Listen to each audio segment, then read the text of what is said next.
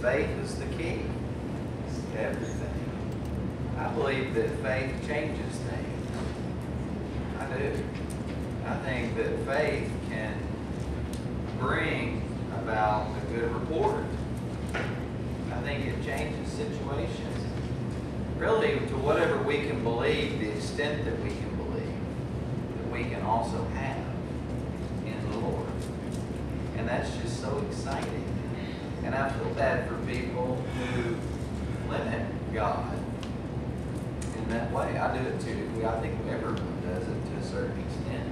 I don't ever want to put any limits on the Lord where I'm concerned in my life. This scripture here says, it's kind of been on my mind a lot because there's just so much trouble there is in the world. Even this morning I saw there was another shooting. A bunch of folks, killed. Just really, really bad things. And I think it's so critical that for my own life, I understand where my affection needs to be. And it's not on things of the flesh and as we say of the earth.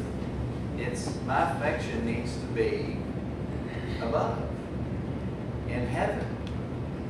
Something better than what we see here. That's where my heart, Jesus talked about wherever our treasure is.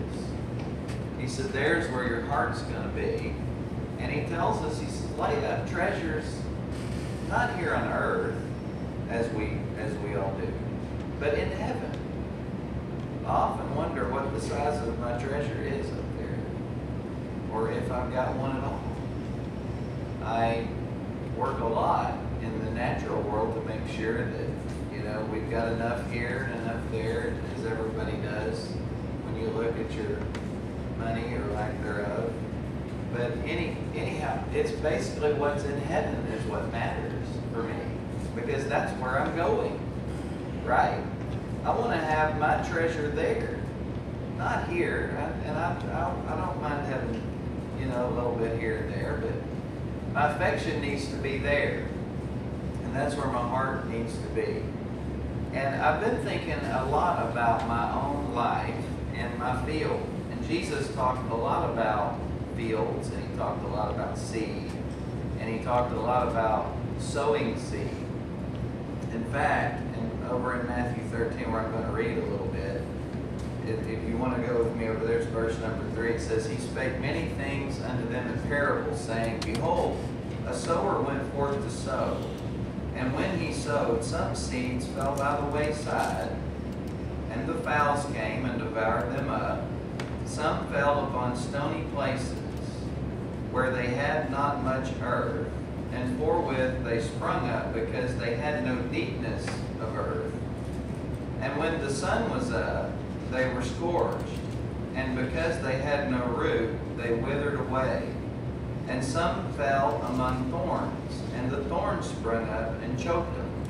But others fell into good ground, and it brought forth fruit, some 100-fold, some 60, some 30.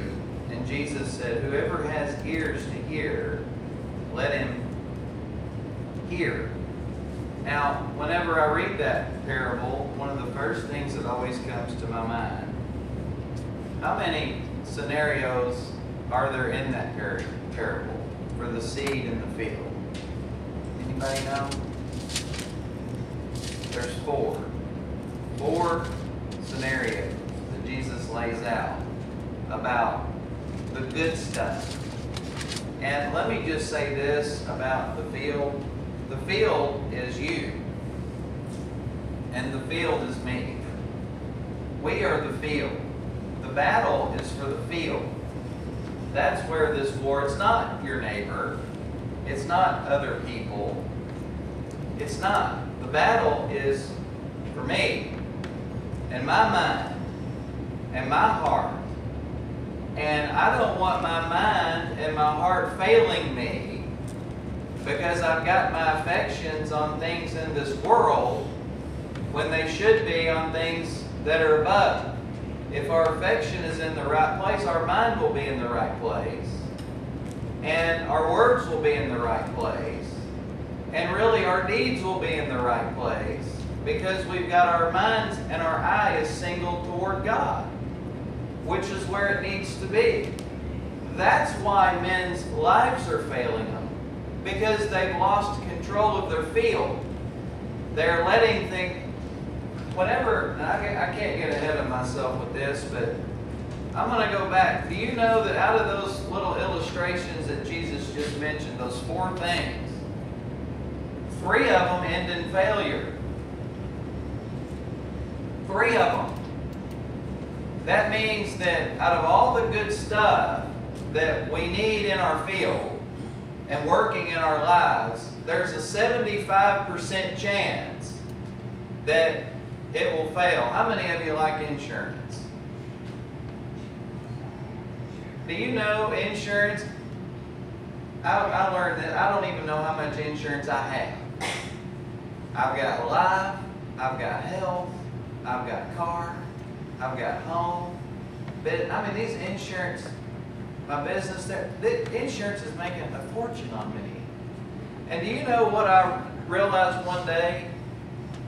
I thought, you know, for insurance to even exist, it means that the odds always have to be in their favor.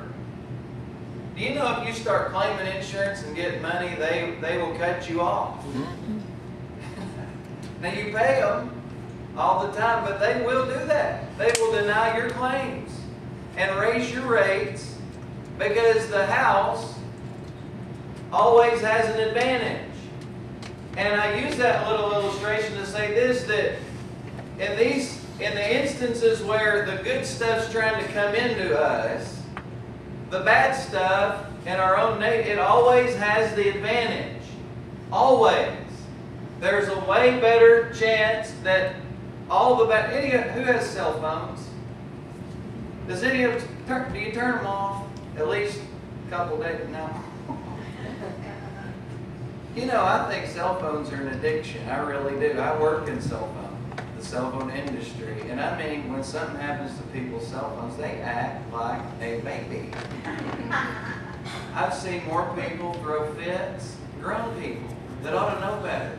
I mean, really successful people that are smart, but it's like taking a pacifier from a baby is what it is, and you watch them do it. And they will just throw as many fits. But you know that we are constantly being bombarded with, I hate ads. Anybody else hate ads? Listen to me, I don't ever send, because I will never, I told Nicole, I'm not buying anything off an ad, ever. I don't care what it is, it's just such an, but you know, here's, my point is this, we are constantly being bombarded all the time with media.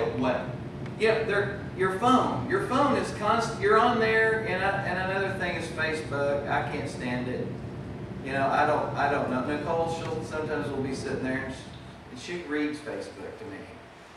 You know what everybody does. And I thought if I wanted to hear all that, I would go, or see it, I would go look at it. But she'll read it to me. It's not a big deal, you know. But it's just, and you know what? It'll always be something that's just not very profitable.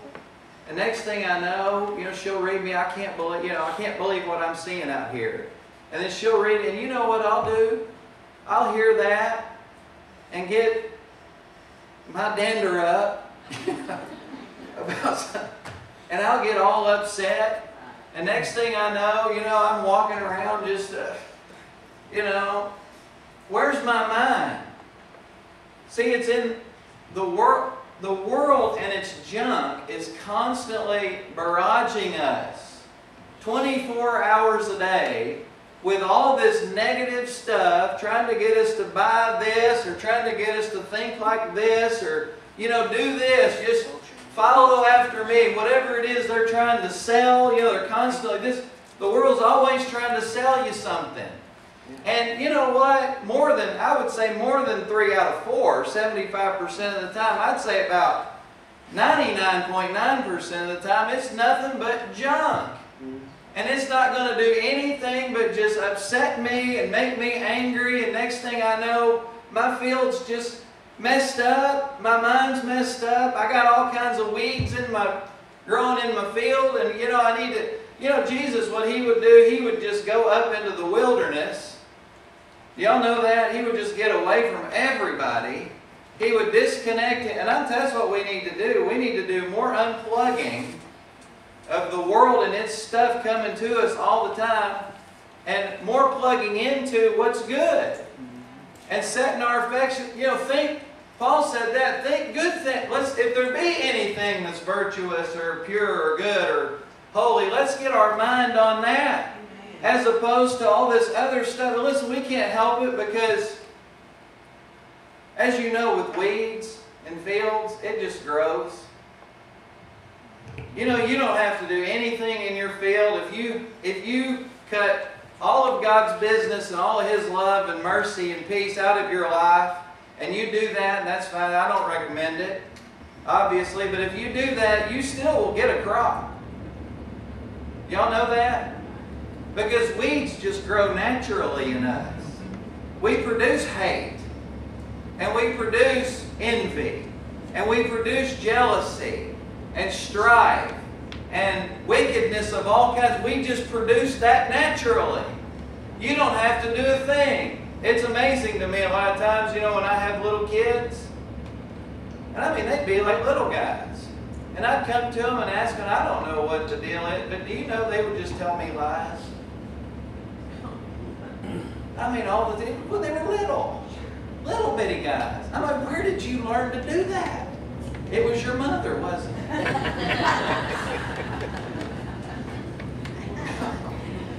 It's not. It's because that's just who we are. We naturally produce stuff that's not good all the time, and that's what Jesus is talking. Sometimes it's our old hard, stony heartedness. Just the old, don't you tell me anything good. I'm not going to hear it. I don't want it. It's the thorns. It's just our natural state is not good. And see, we've got to work diligently to protect our field. And we need to be replacing a lot of that old hate and a lot of that old envy and a lot of that strife and discord and all that stuff, and put some love in there. Get some peace in there. Galatians 5, you can go read the works of the flesh versus the fruits of the Spirit. Paul listed off all those fruits of the Spirit. He said, against such there is no law. Nobody will ever tell you to quit doing it. You can have all the love and peace and joy and long-suffering, gentleness, meekness, temperance, faith. You can have all that stuff you want, and there is no law against any of it. And that's the kind of stuff I want growing in my field. That's what I want coming out of my life. But you know what? It won't do it unless I get my affections on things that are not in this world. They've got to be on things above, because whatever comes in here, whatever I've got coming in here, barraging me, is what's going to start coming out of here.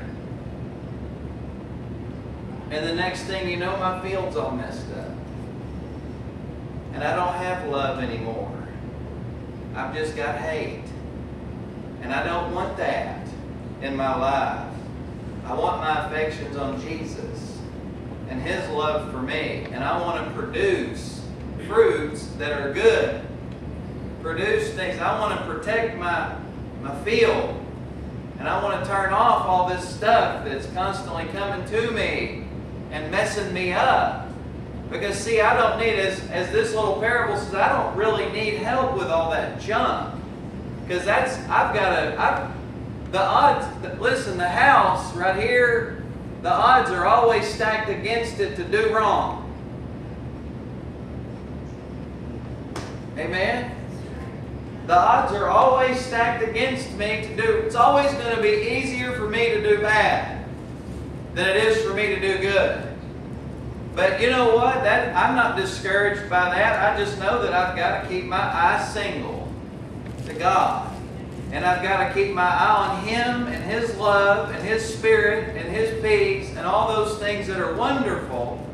And listen, don't let anybody disrupt it. Don't let it happen. So whatever that means. And I see this a lot. I think we live in a time where people they have a hard time doing that. You know, people sit talking, hadn't seen each other in 6 months and heads in phones. Y'all ever see that? They don't even know how to look people in the eye anymore and have conversations. I mean, they might as well sit there and text each other. Sitting right across from each other. You know, it's like we just can't get ourselves But listen, we need to disconnect. We need to take time away from all that stuff, and because I'm telling you, it'll just mess us up. And oh, get that peaceable fruit into our lives. And then it's a constant struggle for me. Nicole's, now I told her, she made a bed in the backyard. It was a new bed. And I said, that's going to be tough to keep that grass out of there. She goes, I can do it. Y'all know what's happened? I got out there with my hands and knees. I was pulling that grass out of there. I wasn't very happy. Because I thought, see, we constantly have to be maintaining our field. Constantly. Get it out. Get the bad stuff out. Don't replace it with more bad stuff. Because sometimes you can replace bad with worse. Get the good stuff. Get that in there. And oh, how nice that is. And then you know what? We'll start. Listen, you can't legislate any of this stuff. It has to be in our hearts. And it has to be because our affection's on the Lord. And when it is, then everything in this thing right here will take care of itself. I'll be sweet. Aren't y'all ready for that? You know, nice, kind, gentle, long-suffering. I'll be all those things. Because you know why? Because I've got the fruits working in my life. And I want more of that as I go. And I want more of my treasure up there than down here. More of it there than I have here. Because that's where I'm going to go. Listen, we're going to spend a lot of time there. Y'all know that? Forever. Eternity. So I want to have lots of things there. Going to leave here. Going there. God bless you. Y'all stand.